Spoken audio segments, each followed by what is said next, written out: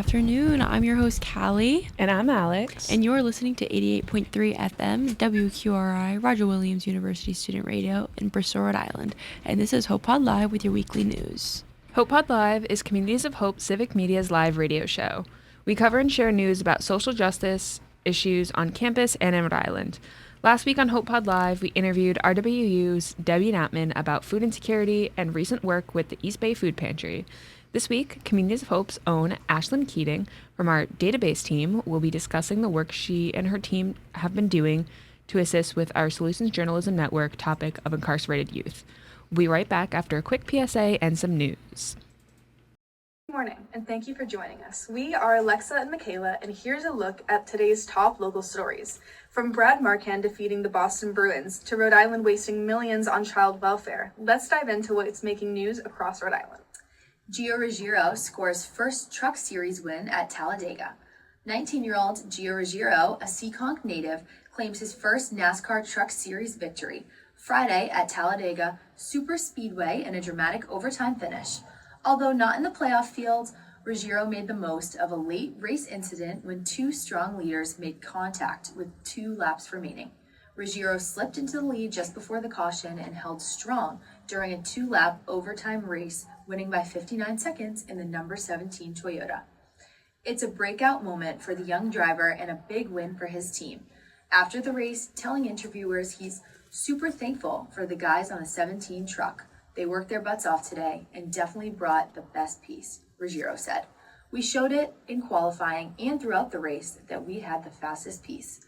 Thanks to Toyota and everyone who supports me. Great to win a race with my mom and dad here. And a big thanks to WPRI for these in-depth quotes. Miss Rhode Island Alexia Rodriguez advocates for foster youth. Alexia Rodriguez, Miss Rhode Island 2025, recently joined Spotlight New England to share her inspiring journey from foster care to the national stage.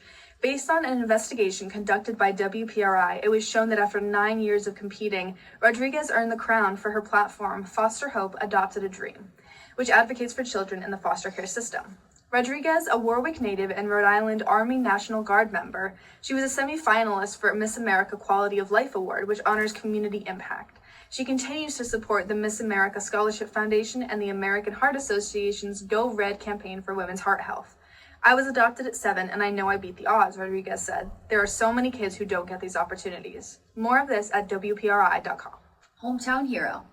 From Rhode Island this week, Cardi's Furniture and Mattress hometown sports hero is Lila Oth.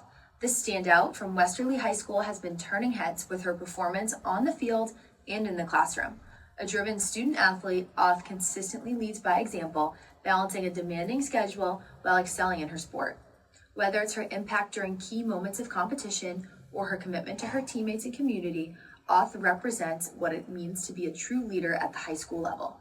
This week, she earned a well-deserved recognition as the Rhode Island's hometown sports hero. Is Rhode Island wasting millions on child welfare while families suffer?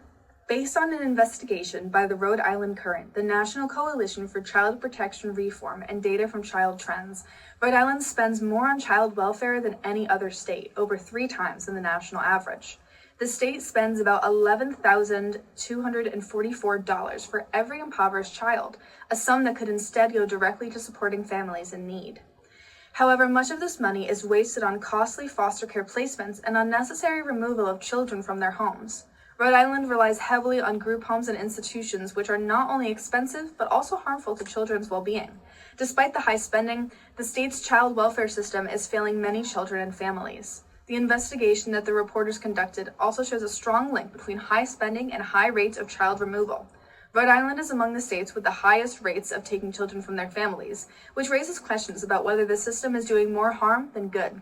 Advocates argue that the state could do better by investing in prevention and family support programs rather than costly removals. Officials who say prevention programs are too expensive should reconsider, as the money to fund them is already being spent in the wrong place. The findings suggest that Rhode Island could improve outcomes for children by shifting funds toward family preservation and away from costly foster care systems. More of this at RhodeIslandCurrent.com. Thank you for listening. We're Alexa and Macayla, and we'll see you next time with more news from around Rhode Island. All right, this is your host, Callie Blackerby back, and I am here with Ashlyn Keating for our interview of the day. Thank you so much to our news team. Ashlyn is from our database team, excuse me, guys, and we will be discussing the work she and her team have been doing to assist us with our Solutions Journalism Network topic of incarcerated youth. Ashlyn, you want to give an intro? Yes. Hi, everyone. My name is Ashlyn Keating, and my team members and I, Dennis Kinker and Eric Tech, have been creating a database that stores and retrieves Communities of Hope data, and we are currently creating an AI chat box that allows incarcerated people, along with individuals in the foster care systems, to ask questions that they may have about various services, job searches, educational opportunities, and any other questions they may have. Thank you so much for this intro. That sounds so cool and so amazing. I'm so excited to talk to you about it. So for my first question, how is the website chat frame feature going to be benefiting incarcerated people? So the website chat feature will help incarcerated people by letting them ask questions and get quick answers about counseling services, job opportunities, educational programs, and various other resources. While they are incarcerated, they can use the AI feature to access support like meeting with a counselor, taking classes, or learning any new job skills. Overall, the AI feature will give them the tools and guidance they will need to plan for life after release, stay informed, and feel more connected to programs that support their rehabilitation and successful return to the community. People in the foster care system will also be able to access the chat box and ask the feature questions and receive also helpful information like incarcerated people will be able to receive. Oh my goodness. Okay, this is very interesting. So what's the purpose of creating a database for Communities of Hope? So the database's purpose is to overall keep all research and information the Communities of Hope members are researching and organizing, to basically place all of that and make into a database and make it easy to find and update. The database will store important details that the AI chat box can use to answer people's questions. That way users can get reliable and up-to-date information quickly, and everything stays organized and easy to manage. Wow. This thank you so much for being here and for sharing all this with us. Where on the website will the AI chat frame be located so that incarcerated individuals can easily find and use it? So you'll be able to see the chat frame on the first page of the website. It will be easy to find, a small icon where it will allow you to ask questions, and when you first start using the AI chat box, it will ask you if you are incarcerated or part of the foster care system. This helps the AI know what kind of information to share based on your situation. The AI chat frame will then will be located on the front page of the Communities Hope website, so it is easy to see and access for users. The AI tool works by letting you type in a question into the chat box, and after you ask the question, the AI scans through the database and reliable sources through the internet to find information related to what you asked. So for the website AI chatbot, you can go to communitydrivennews.org to find it. Like Ashlyn said, it will be featured on the first page, and it will. It's gonna be like a little box that you click on, and it brings you there, right? Exactly. Yes. Okay, great. It's kind of similar to if anybody has gone to our website before, where our newsletter little boxes, where it brings you directly to our newsletter. Mm-hmm. So it's a similar feature to that, which is very cool. How do you and your team make sure the responses are accurate and helpful? So when using the chat box, the answers you receive come from verified information that come from reliable sources that are within the database, as well as reliable official sources online. The database includes research collected by members of the Communities Hope program from trusted websites. This means that all the information provided by the AI chat box is accurate, reliable, and helpful for the people using the tool. One big website that we use is Rhode Island State Government, and we use information from there, so that way that all the information on the database and that we've collected will be given a accurate, helpful answer to those that need it. Very nice. Where does the information that the AI chat frame provides comes from? The information will mainly be coming from the database that my team and I created, but the information will also be coming from online, any verified websites that are reliable, mainly Rhode Island state government. That will be one of the main reliable resources.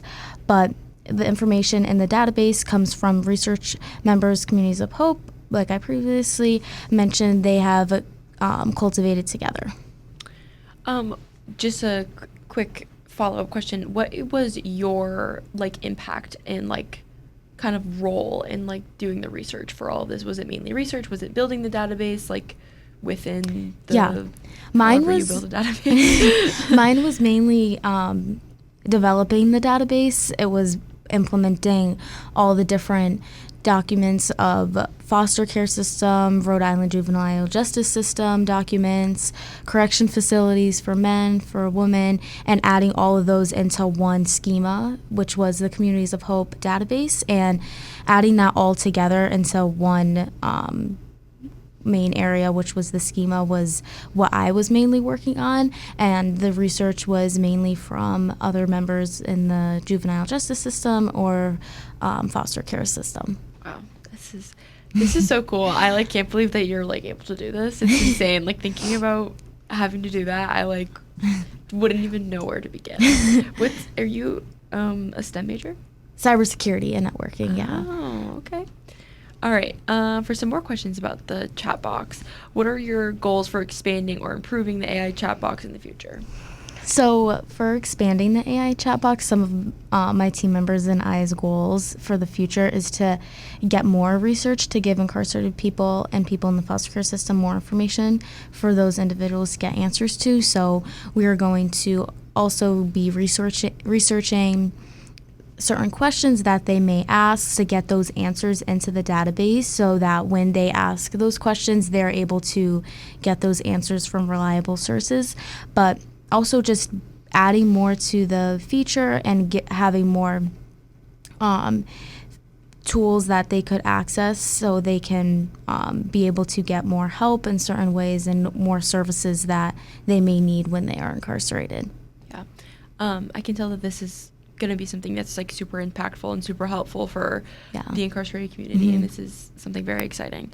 Just a quick reminder that you are listening to WQRI 88.3 FM, Roger Williams University Student Radio, and I am here as your host, Kylee Blackerby, for Hope Pod Live with Ashlyn Keating, and we're discussing Communities of Hope new AI chatbot that we will be adding to our website soon, which allows incarcerated people and children in foster care to ask questions for legal help or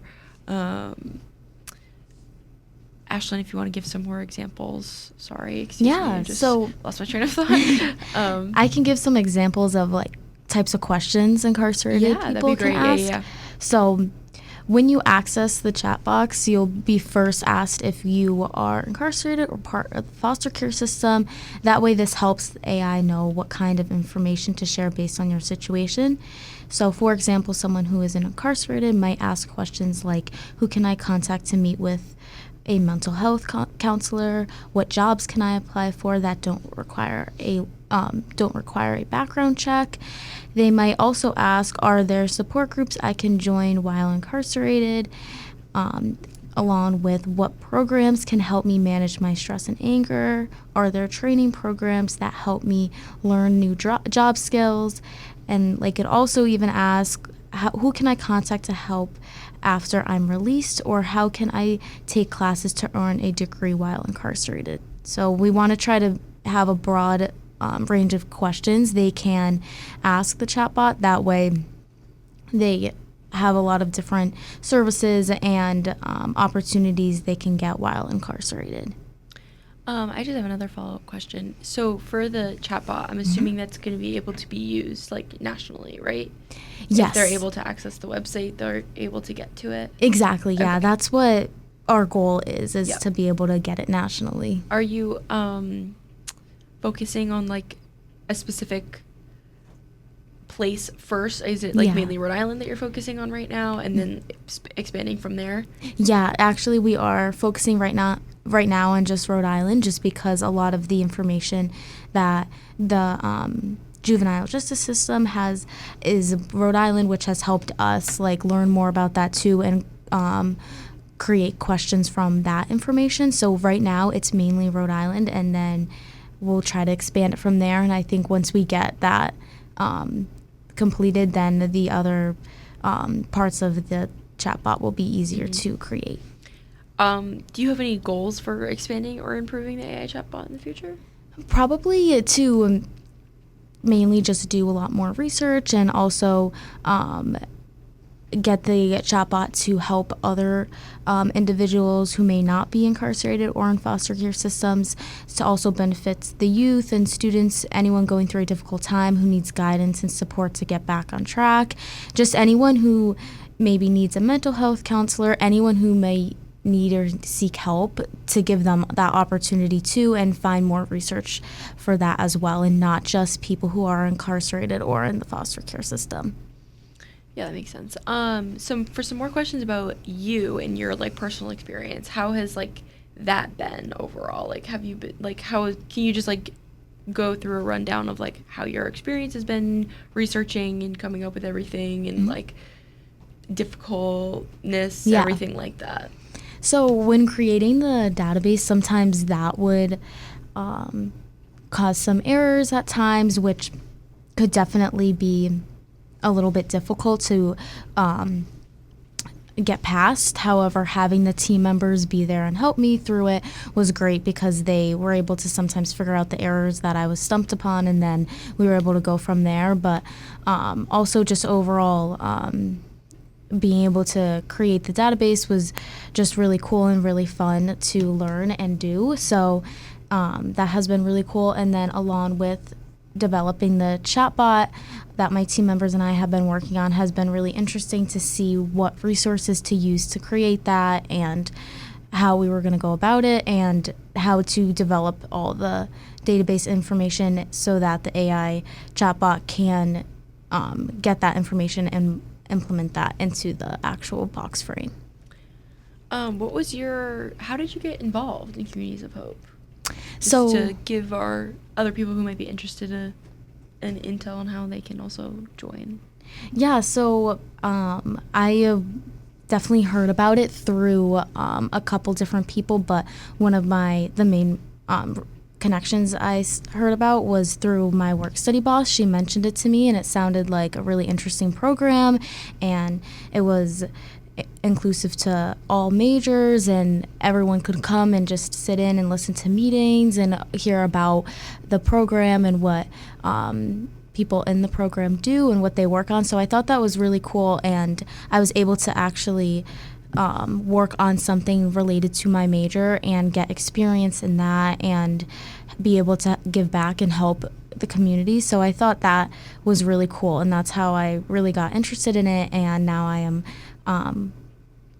working with them and completing my internship practicum, which is great because that's so exciting. Yeah, I did mine through Communities of Hope yeah, as well, so. It's awesome because you're able to get experience and give back, and then I'll end up just staying and working with them throughout the rest of my years, because I just enjoy it and I'm getting a lot from it as well. Very nice.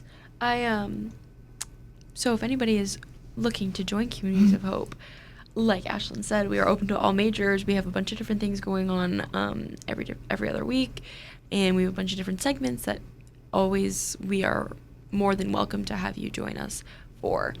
Also, like Ashlyn said, it does complete an internship requirement. So if your major requires an internship, then you are able to come join us and have that be a part of your requirements in the end. So yeah, just a couple of other questions I have for you are, what were some of like the biggest challenges that you had like with the AI specifically? I know you touched on it a little bit about the different resources and it being like finicky here and there, but is there anything else that you wanted to touch upon with that? Yeah, so just finding a service that we could use and a host that was a free application, just because we don't want to have to use something that is going to end up just being a lot of money and like never know if we need to use a different service and it's going to be a waste. So we wanted to find something that was going to be work well and wouldn't cost money. So that that took some researching, but along with that, just making sure we could design the chat box, which one of my team members, Eric Tech, is working on right now. That was definitely something to learn and research as well, how to do that.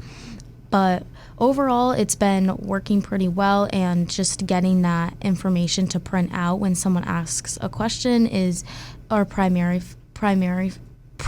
we're focusing on right now, and then we'll go from there with adding more research and information into the database so that more people can have more access to different opportunities. Mm-hmm. Very nice. Excuse me as I try to get my bearings together. What are just some like upcoming projects and goals that you and your team are like going to be working on next? Is there like something in the future other than the chatbot, or is it just like mainly this? Yeah. Or?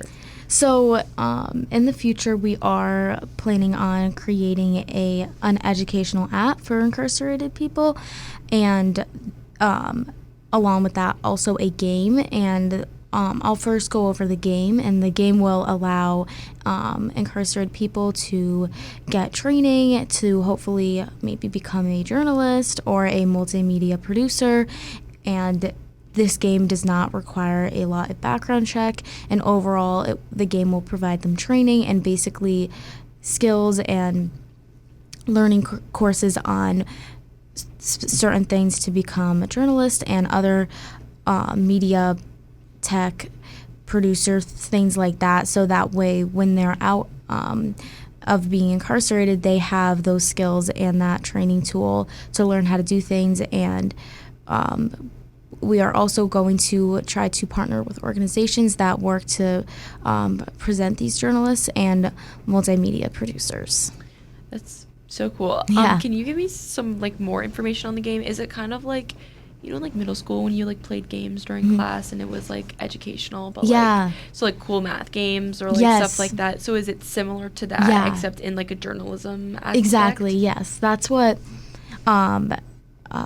we have been talking about, and that's what we have been thinking that would work best for that. So just kind of like a game to give them the skills and like get them interested in certain opportunities that they could take on when they are released. And we are also trying to collaborate for an educational tool program to use for that. But once we get that down and once we get like the rest of the information we want on it will be set, because we already have the coding for that. We really just need very a cool. script. So that will be more of the fun side, but a script for the game will be definitely something that we'll work on next. And then hopefully within next semester we can have the game up and running.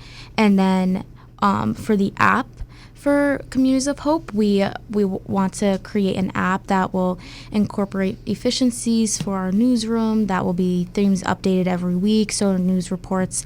It makes it a lot easier for the newsroom and people working in there. So that's another idea that we're hoping to complete further along as well. That's so exciting. Wow. I've been with Communities of Hope. So Communities of Hope started in 2021. So I've been here since 2023. So which Oh was my like gosh. the fall of my freshman year, and I'm now fall of my junior. So this is so Wow. crazy to be seeing all of the new things that we're doing. It's Yeah. just like something that's so like, wow, Yeah, I'm just so proud exactly. of where we've come and what we've That's gotten so to. cool. And then for my final-ish questions, because there's a follow-up, but what is something that you or your team feels like the biggest accomplishment so far?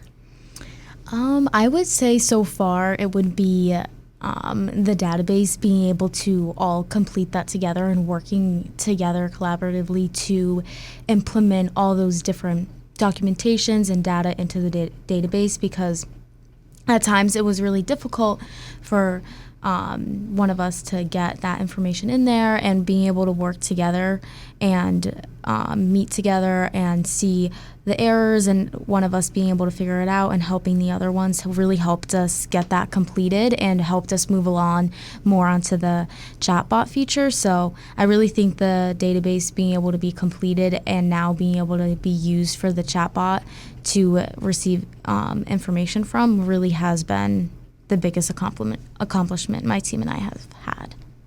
And then what's just something that you're like proudest of with doing all of this? Like, do you have like something that's been like your biggest, most proudest? I know I just said accomplishment, but something like that.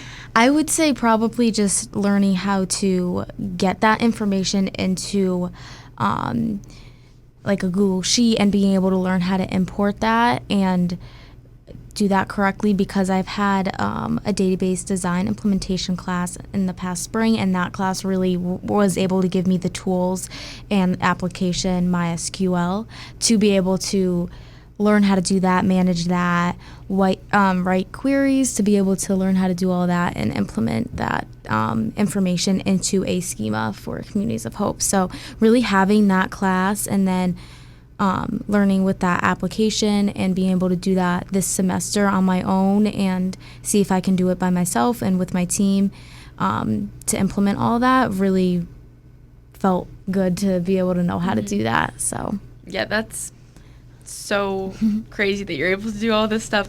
Do you have any like final things that you want to discuss or add? So my team and I and Bernardo were talking about a contest for the name of the chat bot. So we will be having a contest for people to enter names, suggestions for our upcoming Chat AI frame. So you can DM us on Instagram, which is Communities of Hope, RI, your name idea, or you can go onto our website and find the link to our email and email your name idea to us. And if you win, you'll receive a $25 gift card to a local business in Bristol, Rhode Island. Oh, yes. Very exciting. Yeah, so that's super cool. I will be entering the contest myself. Yes, so everyone should definitely enter it because you never know. And all places in Bristol, local businesses are so good. Yes, they are. They're all very, very, very incredible places, especially in Bristol. Like, I've never known so many amazing small businesses in my life. So yeah, like Ashlyn said, like tune into the contest at Communities of Hope RI. That is all for today. Thank you so much for joining us, Ashlyn. Thank you. This was such an incredible discussion and interview, and I think it's really going to be a useful tool for so many people, and especially just learning about it is something that I am just so, like, in awe of. Like, it's so incredible that you guys are able to do this for not just us as a organization, but also, like, so many people outside of it. It's going to be something very incredible, and I'm excited have to very see. high hopes, and I can see the future. So thank you so much for coming. Thank you for having me. We are going to be transitioning back to having Alex on air, so very exciting. Once again, thank you, Ashlyn. So quick reminder that you are listening to WQRI 88.3 Roger Williams University Student Radio in Bristol, Rhode Island. We just got finished with our interview with Ashlyn Keating about Communities of Hope's new AI chatbot that we will be adding to our website shortly to assist incarcerated youth and foster care youth. So if you want to hear more about that, you can tune back in on our website to re-listen to this episode at communitydrivennews.org. This has already been such an exciting episode for us this week. So I'm going to have Alex take it away in 2 seconds. Just give us 1 second, everybody. 1 second. I can move on. Welcome back to WQRI 88.3. You're listening to Roger Williams University Student Radio in Bristol, Rhode Island, and this is Hope Pod Live. Next, we have our story from our immigration team this week. They talked about the protests that are happening, and not just in major cities such as Boston, Los Angeles, Chicago, Portland, but also our small Rhode Island communities. Let's take a listen. With all the changes to immigration policies, people have taken to the streets to voice their discontent and anger with President Trump, his administration, and ICE officials. A recent protest, which was held in numerous different areas of the country last Saturday, was the No Kings protest. This protest took place in big cities including Providence, Boston, Chicago, Washington, D.C., and Atlanta. In an article by WPRI from October 16, 2025, they said the name came from the belief the organizers have that Trump and his administration are, quote, mirroring the actions and behavior of a monarch and inching toward dictatorship rather than a democracy. The organizers for the protest wrote on their website, "The president thinks his rule is absolute, but in America we don't have kings and we won't back down against chaos, corruption, and cruelty." The protest touched on many topics, including immigration, civil liberties, and democracy. It's in these areas that people's safety has been breached. There have been 2 official No Kings protests in 2025. The organizers planned the original protest on the day of Trump's birthday and the same day as a planned military parade. The group of protesters in Providence claimed that since the last No Kings protest, which took place on June 14, 2025, President Trump has doubled down. They accused him of sending masked agents into local communities to, quote, terrorize them. The participants of the protest were asked to wear yellow, which is a color historically used to show collective strength in the face of oppression. While President Trump downplayed the event to reporters, saying he heard very few people are going to be there, over 5 million people all over the country went to one to show their support. After the protest, he said the whole thing was a joke, and he said, "When you look at those people, those are not representative of the people of our country." There were numerous protests throughout the New England area, including major cities, Providence, Rhode Island, Boston, Massachusetts, Concord, New Hampshire, Hartford, Connecticut, and Montpelier, Vermont. Smaller protests were also held in many towns throughout the individual states. In our very own Rhode Island, towns such as Barrington, Portsmouth, North Kingstown, and Tiverton, to name just a few, also held protests. Thousands of people showed up to the protest that took place in Providence, making it the biggest protest throughout the whole state. Many people showed their support through creative costumes and signs. A local official, Representative Teresa Tanzi, was seen handing out stickers and American flags to protesters because we've got to take the flag back, as she said.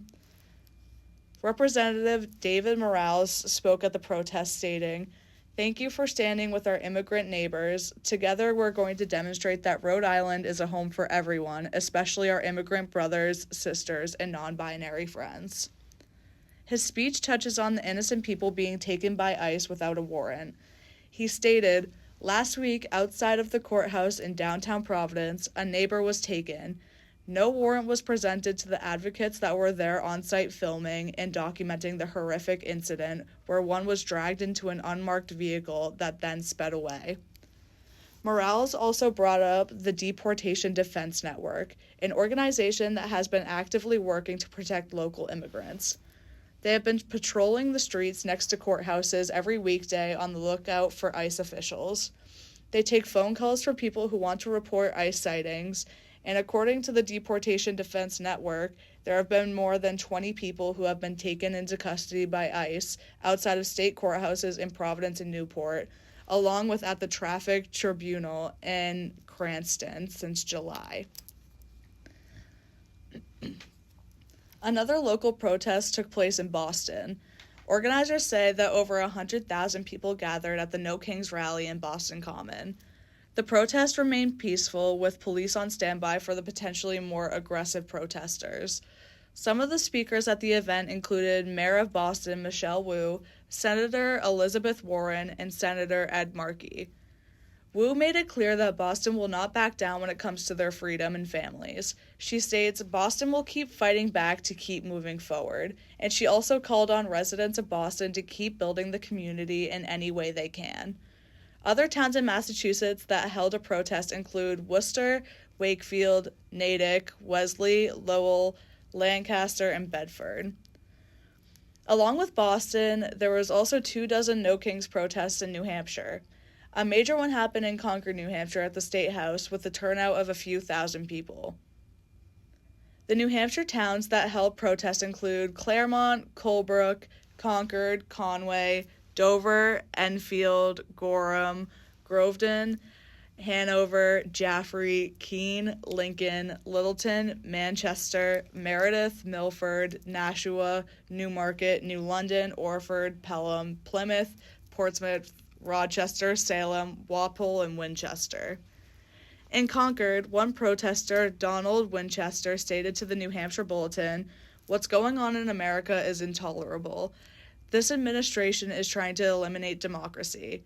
He also carried a sign that read, "Mayflower Pilgrims were immigrants too." In Connecticut, there was a protest in Hartford. It was estimated that the crowd was made up of 12,000 people. An attendee, Alan Rosen, spoke at the protest in Hartford saying, "This government runs with 3 co-equal branches of government. That's the foundation of this government. This president's administration is doing everything to destroy that."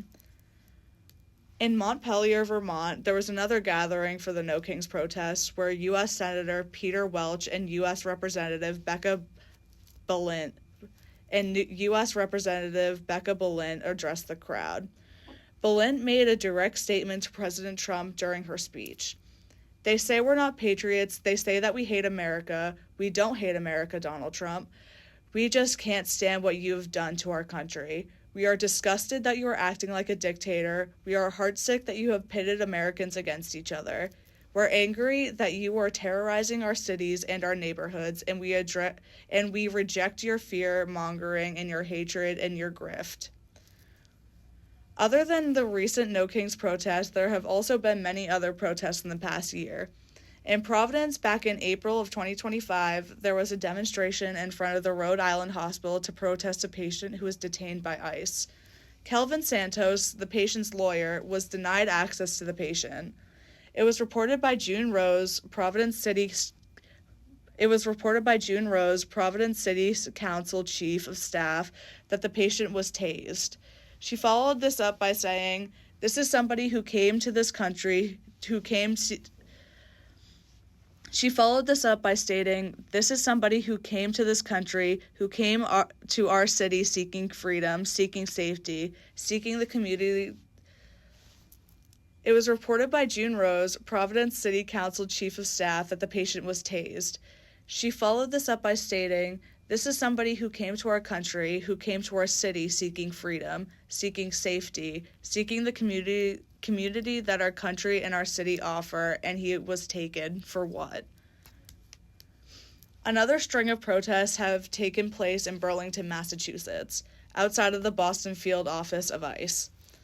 The purpose of the protests is to show support for the immigrants who are required to check in at the facilities or who are brought there in vans.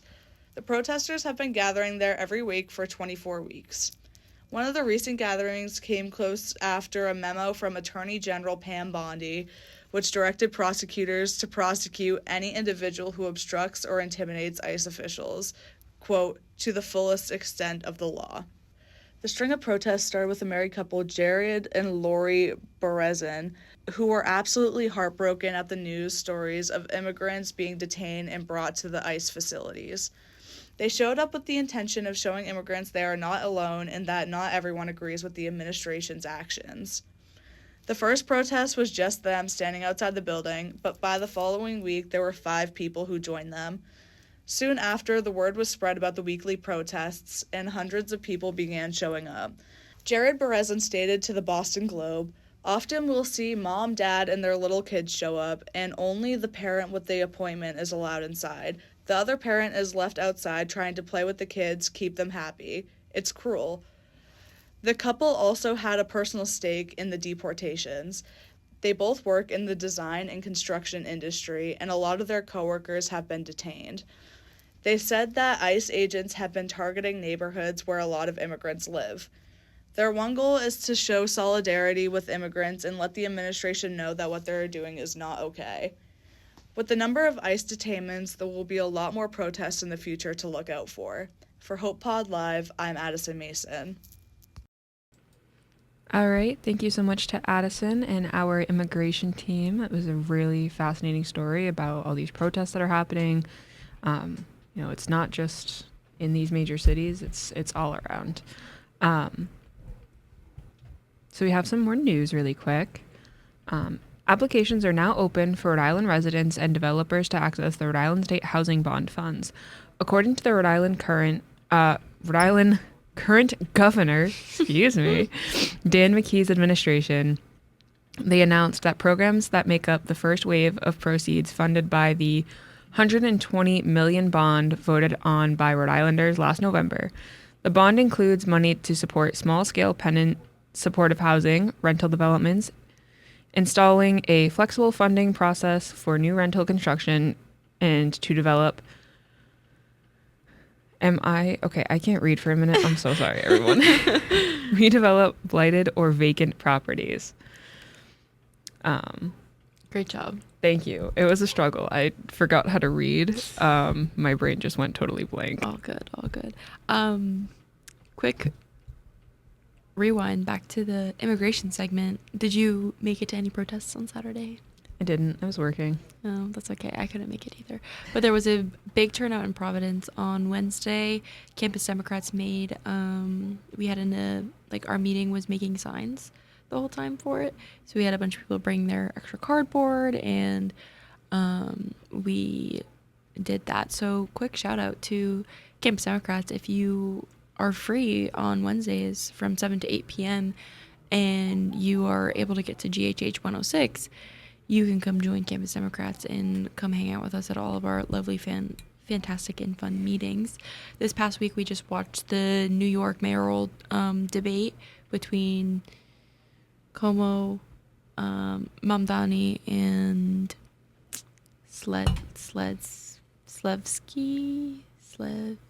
something. Sorry, guys. I kind of forget what it's called. Anyways, it was a very interesting debate. Discussing the future mayor for New York City. But yeah, we have a bunch of cool and fun, exciting meetings and activities coming up and up our sleeve for the rest of the year. So if you ever feel so inclined, Campus Democrats, GHH 106 from 7 to 8 p.m. on Wednesdays. Come check us out. Bye, Josh. Thanks so much for stopping by. We appreciate you.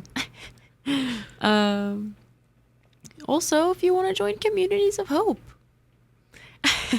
Hi, Matt. Bye, Matt. If you want to join Communities of Hope, you can come to our meetings on Mondays from 9 to 11, right? Yeah, 9 to 11. From 9 to 11, and come hear about all the fun, exciting things that we have going on. And yeah, you can check us out at communitydrivennews.org or our Instagram at Communities of Hope RI, or on our Instagram, because you are listening to Hope Pod Live on WQRI 88.3 FM, Roger Williams University Student Radio. So you can come check out our Instagram at HopePodLive_COH. We're always looking for new people. Everyone, we're really fun. We're a great group. We really are. Like Kylee and Ashlyn talked about earlier, we're open to all majors. So even if you're not a journalist, doesn't matter. You can still come hang out. Always really fun things going on. And the more people we have, the more we can accomplish. And it's a great time. For a quick recap of the first hour of our show, we had our lovely, amazing guest, Ashlyn Keating, who is a part of our database team here, who is currently working with her other two team members, Eric and Go Dennis, for creating an AI chatbot on our website for incarcerated people and foster care youth to be using to get legal help or just general information, staying up to date on things. You can ask it questions about different things that you want answers to, no matter what it's regarding. And they also have some other things in the works, such as an educational game. Hello, Ryan, walking by the booth. As an educational game, which is very exciting and very cool. It will. They don't have the full details for it yet, but imagine being in middle school and you're playing like cool math games in class when you're like learning math, but you're still having fun. it's similar to that, but in a journalism way, where it's teaching you journalism stuff or civic media things, and some more legal help, stuff like that. And they are also currently, or not currently, in the future, are going to be working on an app for Communities of Hope, which is something very exciting. So stay tuned, keep up to date with us, and you'll get some more updates on that. Very exciting things going on over here.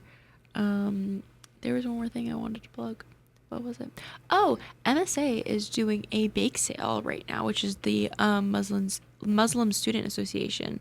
They are doing a bake sale right now in the GHH atrium. I believe it goes till but I'm double checking. 1 second. It is until 2 p.m. So if you want to go swing on by for some lovely little treats, I'm not sure what it was, but Shania just had it, and it was like some kind of egg scone thing that was delicious. I don't know what was in it, but I want another one, and it was so good. Don't know what it was. All you know is that it was good. Yep. And yeah, so going down to GHH real quick if you guys want to get some lovely goodies. But yeah, anything else, Alex? Before we go on a short break before Alana comes? Just that this episode has been has a lot of really interesting content in it, and we're always finding out more that we're sharing on air here and talking about some really cool things. So yeah, just shout out to our team. Shout out. Thank you everybody who has contributed to everything on this amazing, beautiful, perfect team. Every day it feels like a party every day.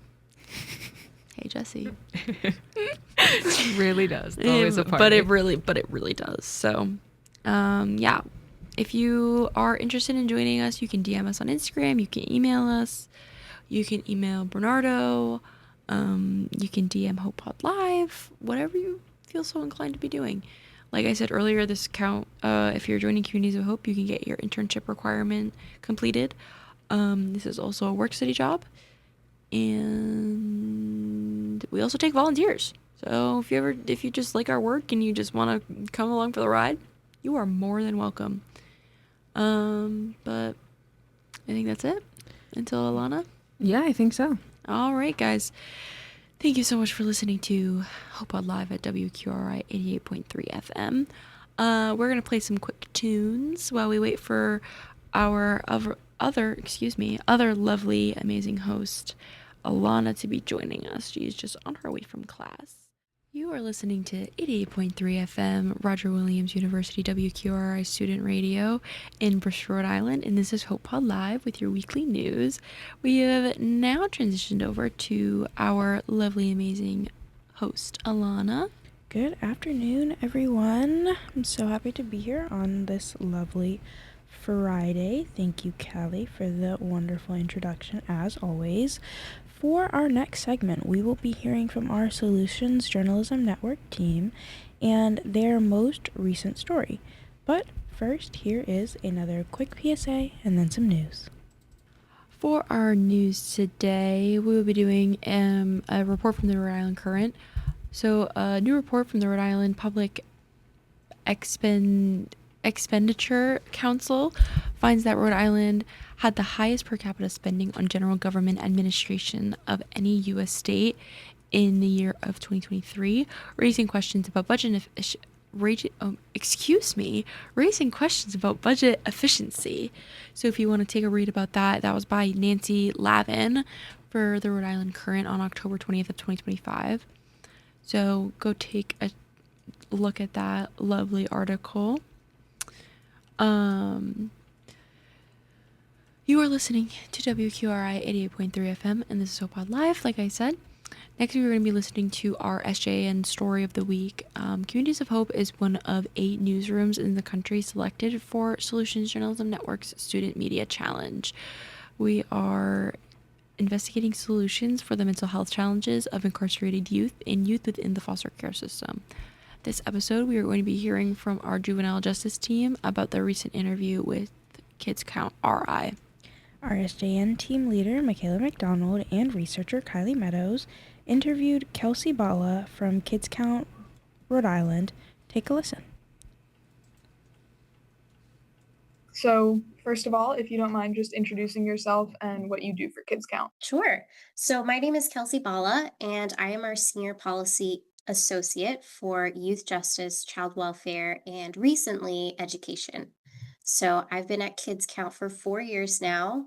And for the first 3, I was just doing child welfare and youth justice combined. But just in this last year, our leadership realized how interconnected the youth justice system, the child welfare system is associated with the education system as well.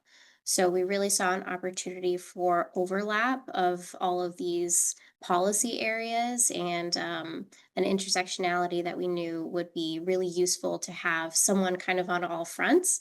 So that's where I landed. Beautiful. Yeah. And could you just briefly describe the mission of Kids Count and like what you guys' goals are within the juvenile areas? Absolutely. So we are a children's policy and advocacy organization, and we are really fighting to improve the health, safety, education, economic well-being, and development of Rhode Island's children with a really strong commitment to equity and the elimination of unacceptable disparities by race, ethnicity, disability, zip code, immigration status, and neighborhoods where our kids live. So, in connection to youth justice specifically, we know that there are still unacceptable disparities, and we really fight to not only just identify them, but what is perpetuating that? What are we looking for? How do we better support our kids? That way, all of our kids really aren't interacting with the system, but also really reducing that gap where we find youth of color disproportionately interacting with the system compared to their white peers. Include All right, yourself, come so on. what is your experience with the juvenile justice system, particularly with the Rhode Island Training School and also in regards to mental health with the Rhode Island Training School? Uniquely, Rhode Island Kids Count is also the kind of coordinator of this initiative called the Juvenile Detention Alternatives Initiative. So, this is kind of a framework for the work. It's not necessarily like a certificate or some kind of formal like structure to follow. It's more of a framework to approach the work that was developed by the Annie Casey Foundation. So there are several national sites for juvenile detention alternatives initiatives, and we have the privilege of coordinating the Rhode Island table. And we have been working to, again, find what are those alternatives to detention? Where can youth find the right prevention and diversion services without ever having to touch the system? Oftentimes, we find that Rhode Island does have a lot of really great services. I couldn't list them all right now, but I could find those for you. Rhode Island does have a lot of good services. Some folks have let us know that they've really had to be pushed further down the pipeline to be eligible even for some of the services. So what we're really trying to do is find ways where kids can kind of divert off of that pipeline, be prevented from entering the pipeline to really find what they need without having to progress further to the other end of the system.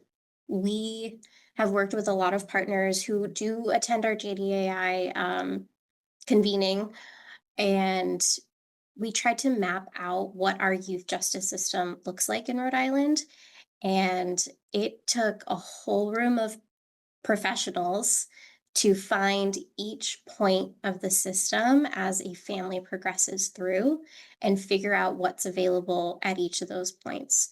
It took us a very long time to map from a like alleged complaint all the way through to adjudication. I think we came up with maybe like 8 different zones. Like one was like entry, diversion, court involvement. It took a lot of work, but I feel like we did have the right people to drill down into what is going on at the system. And if that took us so long, I just kept thinking, like, a family and a youth trying to figure out, like, where do I go next and what is happening at each of these steps. That was a really eye-opening exercise for us. Yeah. Yeah, definitely. And a lot of the resources are, kind of hard to find, especially when it comes to, minors. At Right. least we run into that issue. Yeah. So I can only imagine how difficult it must be from the other perspective of actually having to go through that system and try to navigate it on your own, kind of. Um, Yeah, definitely. Definitely. from what you've seen, could you like briefly describe the mental health care that is available to these juveniles, whether it be in the training school or in the diversion programs? Absolutely. So nationally, about 65 to 70% of youth who are arrested annually in the US do have a diagnosable mental health condition. It's probably a statistic that you already know. But oftentimes, kids' behaviors are historically criminalized, where it's really just like an unmet mental health need. Whereas kids who do find themselves in a cycle of the system often develop some mental health care needs as they progress as well. So it does track the, I think there's about just over 60% of youth in the last year who were at the training school did receive mental health services for some kind of psychiatric diagnosis. And I know for a fact that the services that they do receive at the training school are very high quality. The mental health professionals who work there, the medical professionals that work there, really care for those kids. And the leadership there really cares for those kids. And that is like not up for debate. Those services that they have there are really high quality. I would say that there is an opportunity to invest in community-based preventative services that are just as high quality, that need similar like reimbursement rates for those providers in the community to provide that same level of care. And we know that kids thrive when they have connections, when they are rooted in their community, in their families, and able to receive the care that they need in the setting that they need. There was this one anecdote that I remember. The first time that this kid had received any mental health care was at the training school. So imagine all that time leading up to that infraction that had them there at the training school. They had unmet mental health needs that could have been treated in the community. And if the first instance, it is again very high quality care at the training school, but if that's your first instance of mental health care, what did we miss in the community? Like, what opportunity were we missing to be able to support that youth before they needed to be in a setting that's often isolating, where you're away from your family? They're able to have visits, they're able to have phone calls with their fit, but to be somewhere else with people you're unfamiliar with, how could we do better for that kid? Yeah, absolutely. And especially if it's your first interaction, it's Right. kind of an abrasive one. You don't get to go home to, your own bedroom at the end of the day. And Exactly. as good as the care is, it doesn't negate the fact that they're still not spending that time with their family at the end of the day. They're not, getting their normal everyday experience. They're kind of separated and it could be harsh, I imagine. Yeah, I know. I get emotional when I think about it every time. And just like hearing from kids who've experienced time there, a- again, was it the right setting for them? Sometimes it is the right setting for some kids, but is it for everyone? We maybe not, but yeah. Yeah, it's the extreme always the necessary route to take.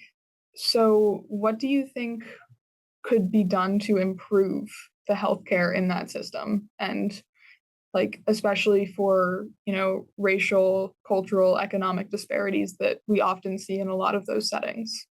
I will say that there are some like cities and towns that you see a lot more kids come from these specific cities and towns that feed into their time at the training school.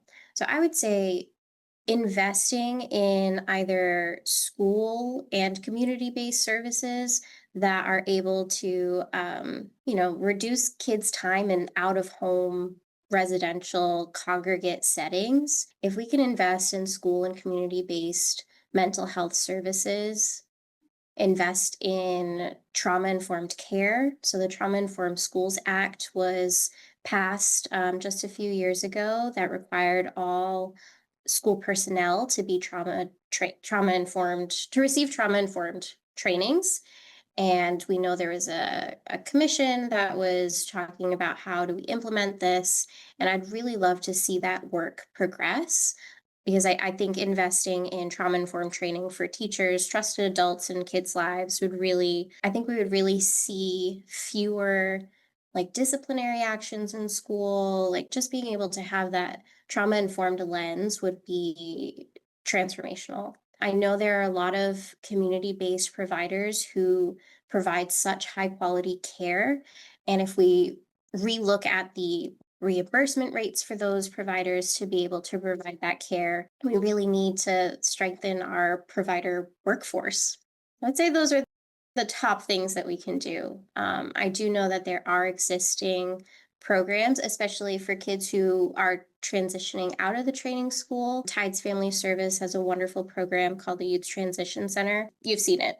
Yeah, You've we've seen done a the little info. bit Oh, of perfect. digging on them. Actually, I believe we found them through one of your publications. So Perfect. followed Yes. that rabbit hole a little bit. Thank you so much for listening to WQRI 88.3 FM. Currently, we are listening to a interview with our very own Macayla McDonald and researcher Kylee Meadows with Kelsey Bala from Kids Count Rhode Island. This is just a reminder that this is Hope Pod Live, and this is WQRI 88.3 FM, Roger Williams University Student Radio in Bristol, Rhode Island. I'm going to get back to playing this interview, but just a reminder that to keep listening to us every Friday from 12 to 2 p.m. for Hope Pod Live. All right, and here's the rest of the interview. Awesome. So you already know that the types of services that they provide, I think, are instrumental. And if we can keep things like that going, where we put money is what we're essentially saying that we prioritize, right? Mm-hmm. So if the investment is made here, we want to prevent contact with the system. We want to increase diversionary options. We want, as like a broader umbrella too, for kids to just have access to different like sports in their neighborhoods. I remember one publication that we worked on, a youth in a focus group was saying that like they wanted to go to the YMCA after school, but they couldn't afford it.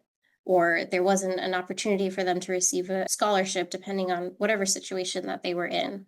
There was a youth who said they wanted like workforce training because they were 14 and they knew that they could legally get a job, but no one's hiring someone at 14. So like finding ways to navigate workforce opportunities. So I think there are plenty of things from a broader prevention lens that we can invest in, like finding those opportunities for kids to meet with someone, to work on a resume, to have a mentor. These are all important things that we know are protective factors. Yeah, absolutely. Kind of going off of that a little bit, what are some of the solutions that Kids Count has tried to enact, like for the juveniles within the system, whether they're successful or unsuccessful, and like how do you think that those shape the way that you guys are moving forward with these initiatives? That's a great question. So we often approach from a policy lens as well. So back in, I want to say 2008, there was a law that was passed that limited or like put a cap of the number of kids who could be at the training school at any given time. So that was done through legislative efforts. And once that cap was instituted, I can make sure that you have a copy of our data, but there's this really compelling trend line from when the law was enacted. You can see the number of kids at the training school just decreasing over time. And I think that push to be able to say, you know what, do half of these kids really need to be here? Do we need all of these kids to be housed here? And back then, the conditions of confinement were pretty different. The facility now is different from the facility that was being used back then, but did all those kids need to be there back then? Probably not. And once that cap was instituted, we were able to find alternatives because it was almost like a forced hand to get creative and find what these kids could have used in the community. So that's something that I know that we are very proud of to have been a part of. We know we have so many advocacy partners who were champions alongside that. I urge you to look at that trend line. It was night and day from where it was to where it is now. It's like an 80% decrease. I can get you the real numbers. I think it's like declined by 83% from 2008 till now. So That's incredible. that is That's great. huge. And then something else that we're also working on, many of our neighboring states and states across the country have a minimum age where kids can enter the system. Some do that through like jurisdiction. So you can't be arrested if you are under the age of 12, something like that. Others do it by confinement. So you are not able to be sent to a secure facility if you're under this age and you're like awaiting trial. You can't be sent anywhere. And what we're trying to do and what we have been asked by some mental health professionals, some child and adolescent psychologists who are working with us about 3-4 years ago at this point, to set a minimum age for kids here in our state so that kids can't be sent to the training school for just being detained there or sentenced. And we've been working on that legislation for a couple of years to be able to set a minimum age to protect very young children from having to interact with a system that they don't really need to. It's a handful of kids who are under the age of, I think we're trying this year for 13 to be the minimum age. So kids 12 and younger would be protected from the system. It's a handful of kids, but we know how important those early developmental stages are. So we're pushing for that next. Yeah, that's awesome, especially considering the research about brain development is not that it was ignored before, but it's coming to more people are more understanding of it and that there's actual science behind the fact that children's brains aren't developed enough. So it's not necessarily a reflection of how they will be in later years. It's a lot of lack of impulse control, things like that. So that's really nice that it's being, acknowledged, especially from a legislative standpoint. You nailed it. That's exactly part of our argument. So, as we mentioned, we're reading the Kids Count publication on juvenile justice. And are you guys planning on, releasing another one? Do you have anything else in the works to kind of get this information out there? That's a great question. So we don't have any current plans for another publication like that, but we are, still gathering data, still gathering stories of ways that we can keep making improvements to the system. So we are still collaborating with many of the partners that we put that publication together with. And I know that others have shown interest in maybe publishing something. So as of right now, we don't have any plans to formally release anything like that report, but we are definitely open to continuing to work with our partners on that. Do you guys have any future projects that we should be keeping an eye out on? Anything, not necessarily that's going to solve the problem because it's not that type of situation, but any answers and things that you guys are trying to put into place that we haven't touched on yet? That's a great question. Have you guys heard of the juvenile hearing boards in Rhode Island? Vaguely, yeah, like a little bit. I'm not Just a super little bit. versed personally. I got you. So the juvenile hearing boards are a restorative justice initiative that a lot of cities and towns have instituted where upon arrest, an officer, instead of sending that petition to the family court, can send a youth to a juvenile hearing board. So this is a restorative justice initiative where a group of community individuals will hear this youth's case instead of it going formal into the family court, which again, there's still like a check and balance at the family court as well. There's an intake department that diverts just about half of their cases as well from going formal before a judge. But with the juvenile hearing boards, the case is being heard by a school teacher, a mental health professional in the community, a local business owner, and the juvenile detective. So that case starts with the youth being able to describe what happened from their perspective. So instead of the like, well, what did you do? Why did you do it starts from a place of, well, just tell us what happened. How did this start? And with the youth being able to tell it from their perspective, they feel like their voice is heard. They feel like they have some agency here. They're really able to tell a trusted group of individuals from their community who may, in fact, know them and know that, this is kind of out of character for you. So, like, actually, what happened?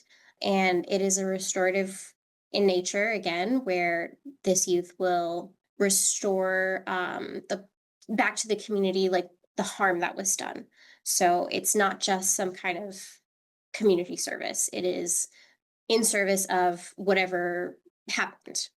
So I love the juvenile hearing boards, and I want to keep talking about them as much as possible because they are able to impact a lot of lives and kids who maybe wouldn't have received opportunities to receive mentorship or be able to connect with people who have careers that they might want as well.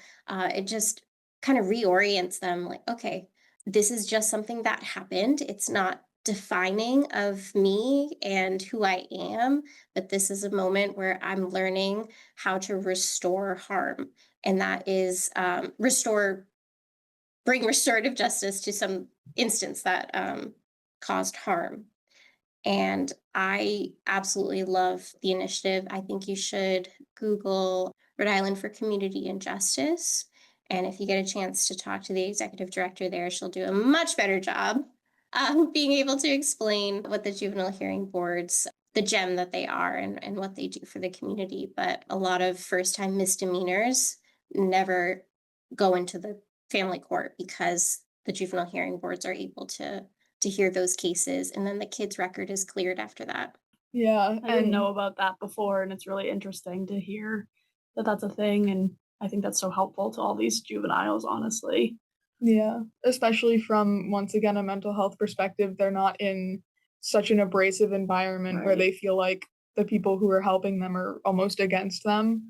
It's like these are the people that you see when you go to the grocery store, when you're walking around town. It's like that inevitably they want the best for you and they're not there to like chide you for your behaviors. Exactly. Exactly. And it's in line with developmentally how kids learn from their mistakes.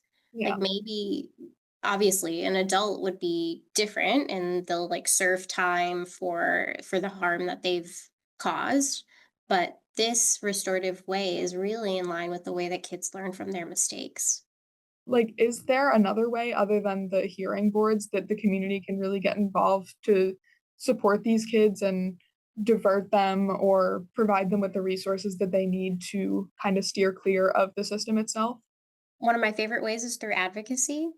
So you're free to follow Rhode Island Kids Count on all of our various platforms where we talk about bills that are coming up for hearing, what we're supporting, what our partners have raised that we're kind of co-championing with them. Using your voice is probably one of the most important ways that you can advocate. There are so many different community organizations in all of our cities and towns who are really leading the way in a lot of initiatives, and the work is being done. You just really have to tap into the network.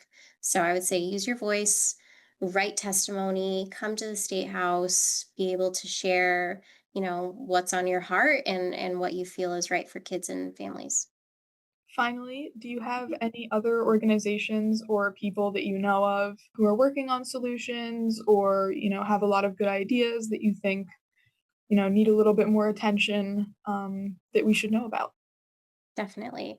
I'm going to forget a couple, and it is in no way, I hope, taken in a bad way. But the ones that are coming to mind are the two that I've already mentioned, Rhode Island for Community and Justice. Please look them up. Please support them. They're doing a phenomenal job with all of their youth programs, but especially with tracking and supporting the juvenile hearing boards that are throughout the state. So most cities and towns have some kind of juvenile hearing board, whether they are active or inactive. A couple have had a hard time ramping back up after the pandemic, but most are fully functional and moving forward.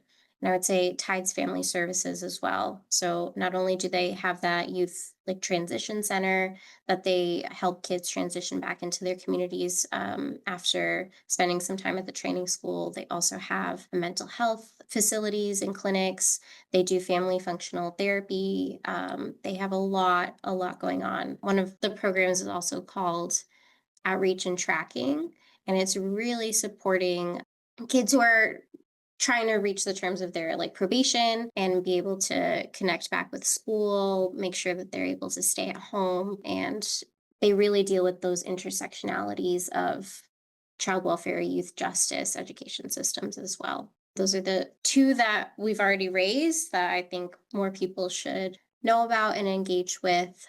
And there's so many others that I want to talk about but aren't coming to mind. Right when we end this call, I'm gonna have a list of like 15 that I'll You can pull always it back. come to us.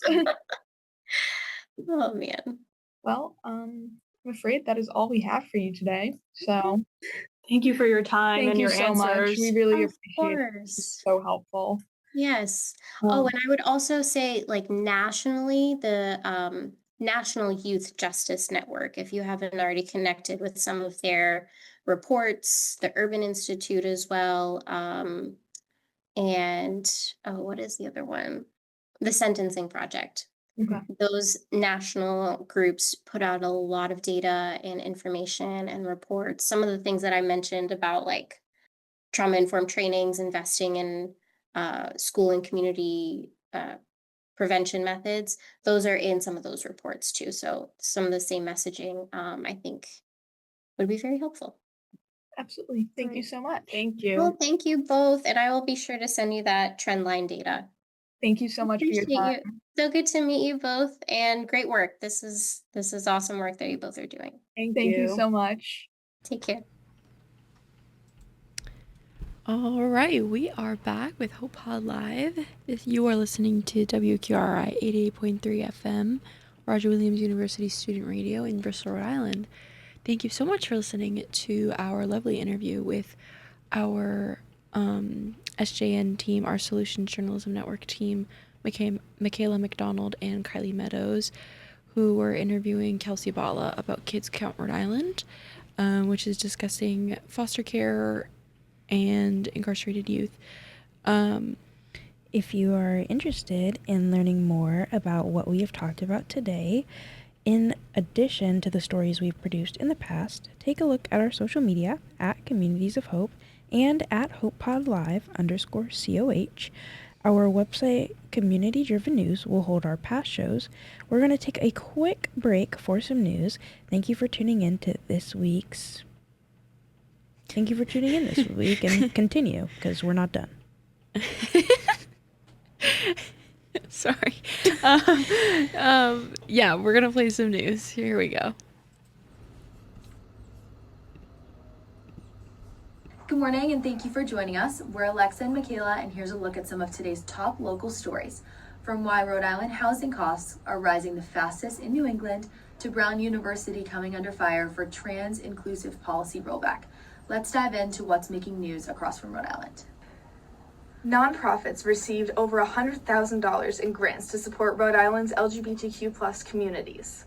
Based on an investigation from the Rhode Island Foundation, nonprofit organizations supporting Rhode Island's LGBTQ+ communities will share over $100,000 in grants from the Equity Action Fund at the Rhode Island Foundation. This funding will help projects based on civil rights advocacy, housing for LGBTQ+ youth, healthcare access, and community programs. Since its launch, the Equity Action Fund has granted over $2.8 million to support LGBTQ+ initiatives across the state.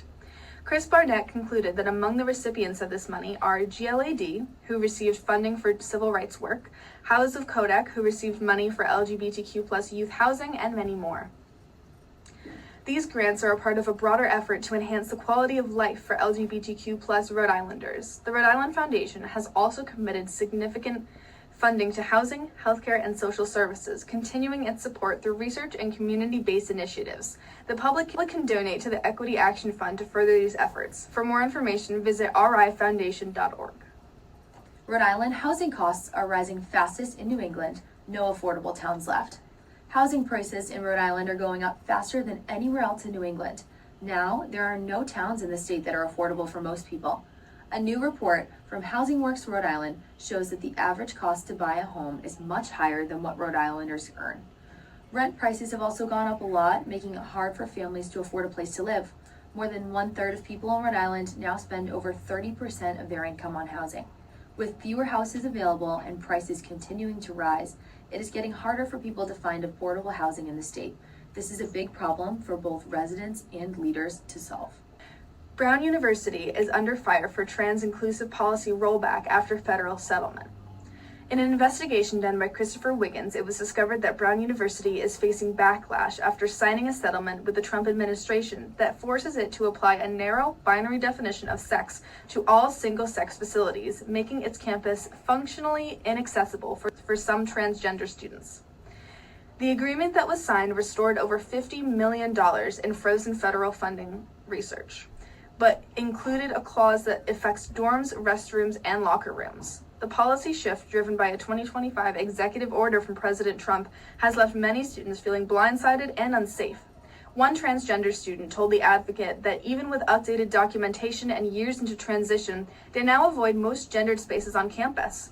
While Brown claims it will continue to offer gender-inclusive options, the student advocates argue that the university minimizes its true scope and risk of changes in its public messaging.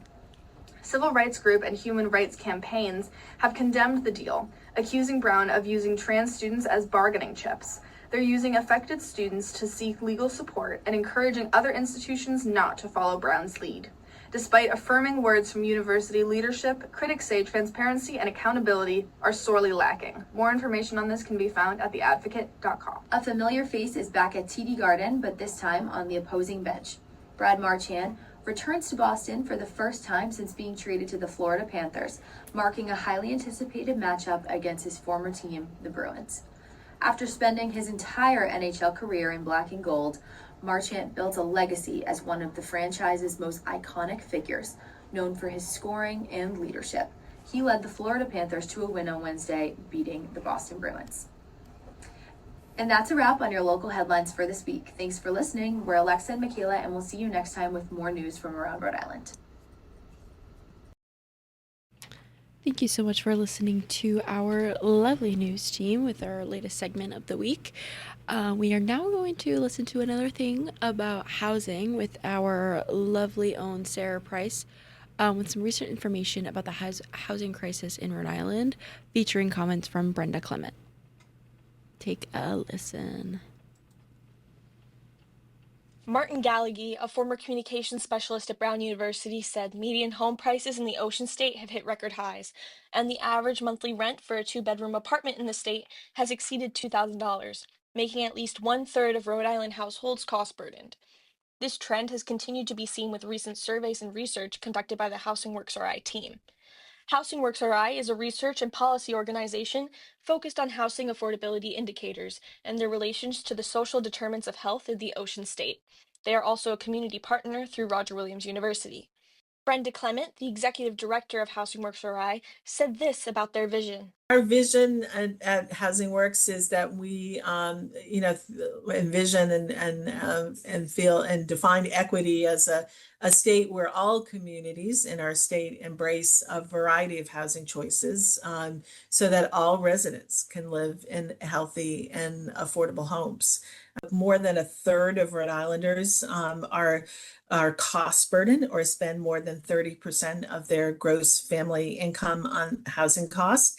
And what that, at the higher income level, that means that maybe you spend less, less money into savings, maybe you don't go on a trip. But as you go down further, the income level, those choices become much more dire. In the 2024 fact book created by Housing Works RI, each town or city in Rhode Island was evaluated, and research was done to find what the baseline income someone would need to live comfortably. Clement said that in the state of Rhode Island, there is no municipality where a household earning the median homeowner income can afford to buy or rent property. Currently, the median household income needed to affordably purchase a home in Rhode Island is $112,000. The median household income needed to affordably rent a 2-bedroom apartment in Rhode Island is $48,000. Vacancy levels also remain persistently low in both the rental market and the homeownership market. So this is, it's not, and this is across all 39 Rhode Island cities and towns. Affordability and the cost burden numbers track pretty consistently. In December of 2024, a bond package of $120 million was approved to help with the housing crisis, as was stated by Ocean State Media. With the $120 million budget, it was split over 6 different categories. Affordable housing received $80 million, acquisition and revitalization received $10 million, home ownership received $20 million, site acquisition received $5 million, housing-related infrastructure received $4 million, and municipal planning received $1 million. The purpose of the funds is to expand affordable housing through the different categories. The hopes of the initiative are to improve the housing income and help with policy changes, with the hope to encourage additional growth within housing. Although this is a huge win for Rhode Island in terms of housing budget, there are still needs for funding in the future. Melina Lodge, the executive director of the Housing Network of Rhode Island, shared similar thoughts, saying that although the current bond funds may still go fast due to a robust pipeline of new developments, we can now fund more projects at once.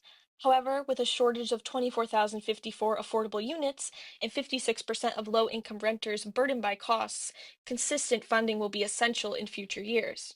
But as the budget changed, more was uncovered.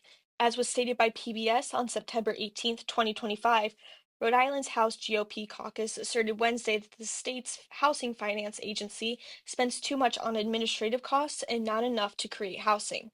It was found there was a 7-to-1 ratio in terms of different costs, with the majority of those costs being administrative related, instead of creating new programs to help with the housing crisis. The process of fixing the housing crisis in Rhode Island is not a one-time issue and is continuous. But on May 1st, 2025, Governor Dan McKee awarded $27 million in the state's first ever low-income housing tax credits to 6 different projects across Rhode Island. The initiative aims to spur private investment and build over 500 affordable homes, marking a major step in the state's long-term plan to expand housing access. The developments supported by this funding will serve as a catalyst for future growth and revitalization. These awards represent a significant investment in our state's infrastructure and the well-being of our communities, as was said by Secretary Deborah Goddard. But Rhode Island isn't alone in facing these challenges. Experts say the housing struggle here reflects a much bigger trend. While state leaders are introducing new initiatives, the broader issue extends far beyond Rhode Island. Even with new programs and funding, experts say that Rhode Island's crisis is part of a much bigger picture.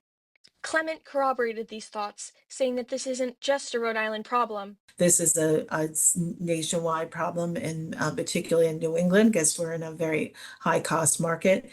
Most recently, Housing Works RI published its new housing fact book on October 17th, 2025, with new and updated information on the current numbers and details on housing in Rhode Island.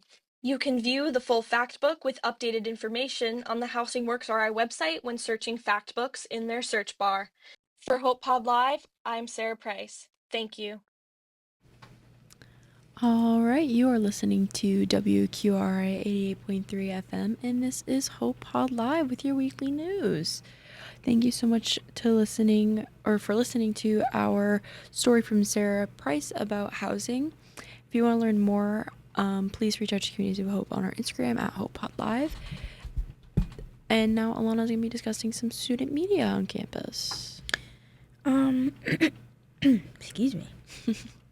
There is a new campus publication out now in collaboration with Society of Professional Journalists, also known as SPJ, and Communities of Hope, titled The Capsized Tribune. They write on a variety of topics from campus updates to investigative pieces. There's always something going on. Check out their Instagram at Capsized Tribune or check out their website at capsized.rwu.me for their most recent stories. Excuse me. The Hawks Herald is Rogers News Outlet with their latest edition of the papers in the stands around campus. Stay tuned for their second paper coming next Wednesday. You can check them out on thehawkherald.com or follow them on Instagram at the Hawks Herald. You are listening to 88.3 WQRI, Roger Williams University Student Radio, Bristol, Rhode Island. And this was our wonderful, amazing, beautiful show. Tune in every Friday from 12 to 2 for your weekly news and updates about our organization. Thank you very much for listening, and I'm your host, Callie Blackerby. I'm your host, Alana Lamine. We also had our co-host, Alex Tavalone, with us earlier. You can find our recordings at communitydrivennews.org. Please follow our social media, Communities of Hope, and at HopePodLive_COH to stay up to date on all things Communities of Hope and news. Stay tuned for Looking Good with Matt Madden from 3 to 4. Thank you for listening to WQRI 88.3. And really quickly, we just want to give a quick thank you to our partners and collaborators. So thank you to East Greenwich News, Eco RI News, Ocean State Stories, Salve Regina, Providence Eye, The Public Radio, the RI PBS, Rhode Island Current, and RI News Today. This program was brought to you by Communities of Hope Civic Media. Thank you and have a great day. We'll see you next week.